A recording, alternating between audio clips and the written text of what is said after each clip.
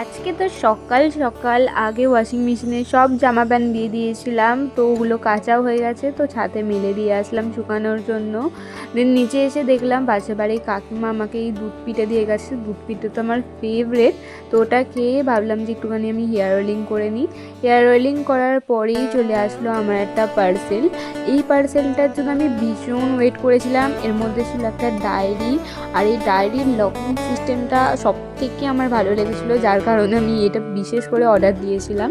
তো এরপর স্নান টান করে আমি ঠাকুরকে একটু সেবা দিয়ে দিলাম।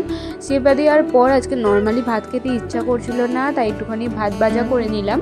তারপর তো টানা একটা ঘুম দিয়েছিলাম। ঘুমিয়ে উঠে দেখি তো পুরো সন্ধে হয়ে গেছে, তাই ভাবলাম যে আমাদের পাশে এক জায়গাতে মেলা হচ্ছে, তো ওখানে মেলা থেকেই ঘুরে আসা যায়। আমাদের এখানে কিন্তু এখনও বিশাল ঠান্ডা আছে, মানে সোয়েটার টুপি ছাড়া তো বেরোনোই যাবে না।